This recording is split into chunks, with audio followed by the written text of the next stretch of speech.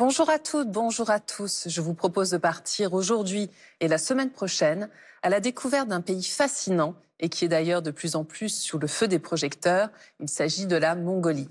Comme souvent, le bouddhisme ne s'est pas imposé dans ce pays aux dépens des anciennes traditions spirituelles, mais il s'est superposé à elles.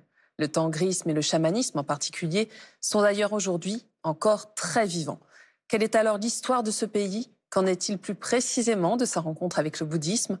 De quelle manière se développe-t-il au fil des siècles? C'est ce que nous allons voir tout de suite avec notre invité, Éric Vincent.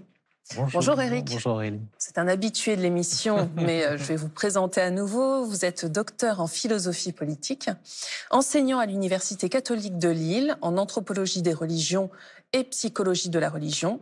Et vous dirigez également l'Institut d'études bouddhiques. Merci d'être avec nous aujourd'hui. Alors, c'est complexe comme question, mais on va essayer d'y répondre. Comment est-ce qu'on pourrait définir ce vaste pays qu'est la Mongolie? Alors d'abord, c'est un pays donc de l'Asie du Nord-Est, donc qui est aux confins de la Chine et de la Russie, de la Sibérie plus exactement. C'est un pays qui est l'un des plus éloignés de toutes les mers, de tous les océans. Donc c'est un pays vraiment terrien, si on peut dire, et donc caractérisé par les grandes steppes et les célèbres paysages qu'on lui connaît, des paysages vraiment magnifiques. Avec parfois de hautes montagnes aussi dans certaines parties, des déserts, le désert de Gobi en particulier, des forêts, des lacs. Donc un pays à l'environnement naturel très préservé et avec une histoire aussi assez fascinante. Oui. Fascinante et complexe. Complexe. Alors, on va essayer de démêler un petit peu tout cela. Et avant de parler du bouddhisme tibétain, j'aimerais qu'on évoque les traditions spirituelles qui étaient présentes avant, le fond culturel antérieur, et je pense notamment au tangrisme. De quoi s'agit-il? Alors en fait, vous avez raison de souligner la complexité des traditions locales et des religions locales, de la culture mongole qui est en fait métisse. On est dans une région de passage.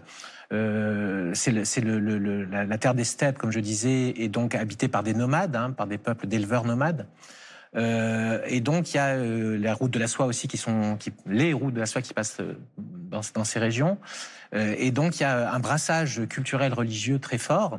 Donc en effet, le fond, on pourrait dire les religions les plus anciennes, celles des peuples racines ou des peuples premiers locaux, de Bouriassie, des régions avoisinantes de Sibérie, sont donc apparentées à du chamanisme. Alors, vous pouvez nous rappeler ce qu'est le chamanisme? Alors, le chamanisme, à proprement parler, c'est la tradition ou les traditions des chasseurs-cueilleurs qui, en fait, renvoient aux relations entre les humains et les esprits animaux, les esprits de la nature, si on peut dire. Donc, ça c'est le fond le plus ancien, et qui a été repris aussi par des religions plus pastorales, donc liées au culte des ancêtres en particulier. Et surtout depuis que Gengis Khan, dont on va parler, qui est devenu la grande figure historique, le père fondateur de la nation mongole, si on peut dire, le culte de Gengis Khan aussi s'est intégré ou a pris une place centrale dans ce culte des ancêtres. Et tout ça sous le nom, au fond, de tangrisme, donc il y a un nom propre aux religions mongoles et qui renvoie au culte du grand ciel bleu. Donc, alors c'est quoi ce grand ciel bleu? Alors c'est, on pourrait dire, la façon mongole de parler du principe spirituel unique, en quelque sorte. Il y a, je pense que ça renvoie aussi beaucoup à l'expérience vécue de ces nomades cavaliers, face à des espaces très vastes. Ce qu'il faut dire, c'est que le chaman est un intermédiaire entre le ciel et la terre. Donc d'une certaine façon, oui, entre l'invisible et le visible. Voilà. Et donc, on a du mal, en fait, à nommer cette religion populaire très mélangée. Et il y a donc de multiples influences. Et parmi ces influences, en effet, le bouddhisme va prendre la place la plus visible, on va dire, même si en effet le mélange reste présent et on a quelque chose. Il y aura une interfécondation. Une interfécondation, exactement, de l'ordre d'un syncrétisme, mais qui est très commun en fait dans ces régions. Et on pourrait dire au fond la religion de l'Asie, avant tout, c'est le mélange, c'est le métissage. Alors avec une dominante plus ou moins, alors en l'occurrence bouddhiste, mais il y a toujours le reste qui est présent aussi. Alors justement, le bouddhisme, parlons-en. Cette rencontre se déroule en 3 étapes. principalement. Quelles sont-elles? On va les reprendre une par une ensuite. Hein. Alors en fait, c'est schématique, bien sûr, mais bon, on a 2000 ans d'histoire en fait à raconter, peut-être même un peu plus.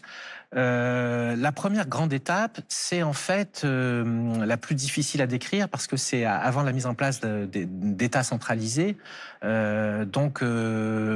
en fait la longue imprégnation mutuelle entre le bouddhisme qui circule dans ces régions et la culture mongole.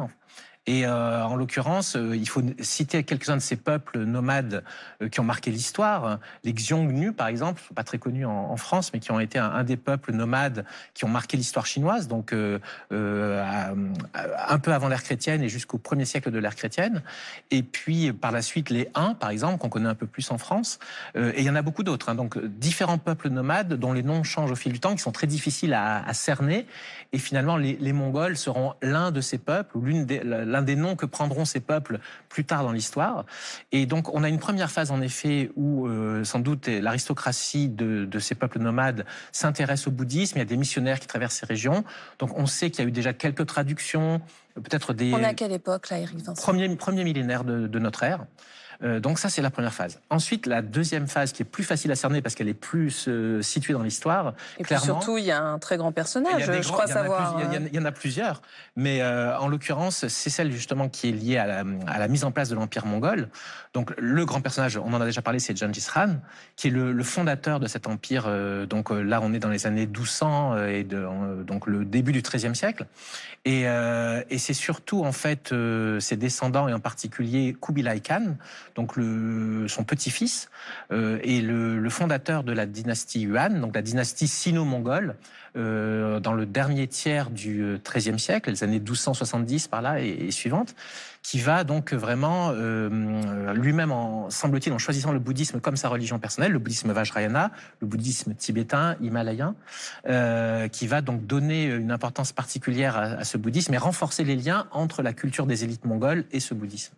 Et la troisième phase, donc ce sera en gros à partir du XVIe siècle, XVIIe et les siècles suivants, jusqu'au XXe siècle, où en fait, peu à peu, le bouddhisme va vraiment s'enraciner, se diffuser. Donc c'est un très long processus, hein, sur plusieurs siècles et même millénaires, jusqu'à vraiment devenir la religion majoritaire du peuple mongol, ce qui est le cas aujourd'hui. Donc on trouve des chiffres qui sont difficiles à interpréter, qui nous disent qu'il y aurait à peu près 50%, un peu plus de 50% des Mongols qui seraient bouddhistes.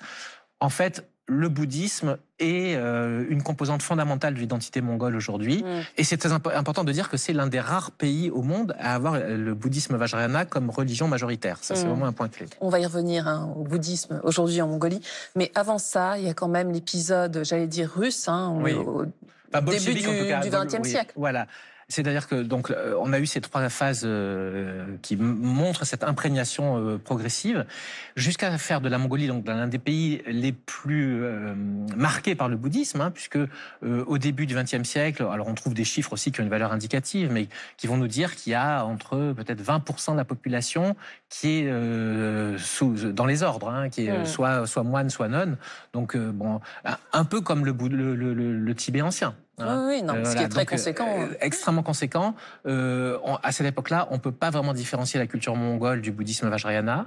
Le régime politique local est une théocratie, entre guillemets. Donc, en tout cas, il y a la version mongole du Dalai Lama qui s'appelle le Bogdo Khan, on en reparlera peut-être, donc qui est une très haute figure du bouddhisme de l'école des Gelugpa, hein, des bonnets jaunes.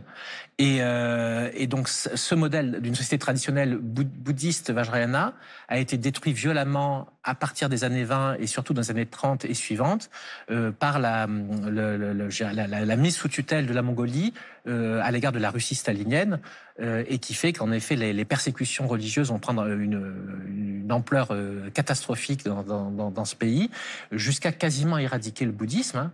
Donc voilà, une longue imprégnation, un bouddhisme qui fleurit au cours des derniers siècles jusqu'au XXe siècle, et qui devient vraiment remarquable, hein, par son rayonnement, par sa fécondité, et puis une destruction extraordinaire, je dirais, au cours du XXe siècle. Alors, je me posais quand même une question, puisque vous l'avez évoqué en début d'émission.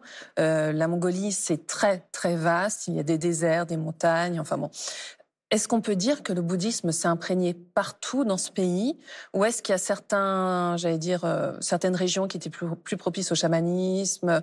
Ou est-ce que c'était vraiment, on trouvait des monastères, des temples? Alors, on trouve des monastères partout dans les régions, je dirais, où il y a de la circulation, parce qu'on a dit aussi qu'il y a à certains endroits un environnement très hostile. Il y a des très hautes montagnes, il y a des Oui, déserts, c'est pour ça que je pose la voilà, il y a question. des forêts Oui. profondes. Donc, il y a des sanctuaires aussi, il y a des lieux, voilà, bien sûr, les grandes villes. Bon, la ville qui est devenue la capitale maintenant, Ulaanbaatar, avait des grands monastères. Voilà, donc, ou plus exactement, les monastères se sont mis souvent le long des voies de circulation. On parlait de la route de la soie tout à l'heure, des routes de la soie, des routes commerciales.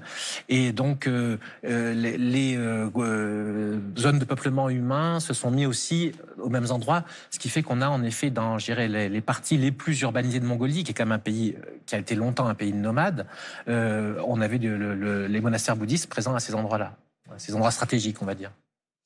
Alors, vous avez évoqué tout à l'heure le Bogdo Gegen. J'aimerais qu'on parle un instant du Dalai Lama avant de nous quitter, parce que finalement, il a eu aussi un rôle très important dans le bouddhisme en Mongolie, Oui. puisqu'il a éduqué ce Bogdo Gegen et surtout, il l'a reconnu. Alors en fait, déjà, donc, rappeler en effet que le titre Dalai Lama lui-même est en partie mongol. Hein. Le mot lama est un mot tibétain qui est la traduction du mot gourou, du mot sanskrit gourou, mais le mot Dalai est un mot mongol qui signifie océan et qui montre là aussi l'interaction complexe entre le Tibet et la Mongolie et aussi bien sûr la Chine. On a un jeu très complexe entre ces trois entités, si on peut dire.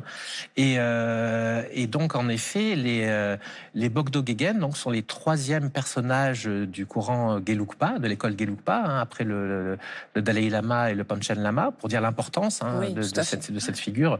On dit le Bogdo Gegen, à un moment donné, était donc une sorte de roi lui aussi. Hein. C'est pour ça qu'on l'appelait Bogdo Khan ou Khan, hein, donc comme un empereur, comme Gengis Khan et les autres Khan importants. Et après donc la mainmise des bolcheviks sur la Mongolie, en effet, la reconnaissance du Bogdo Gegen a été problématique. Hein, donc, tout comme on a dit, le bouddhisme avait été quasiment effacé.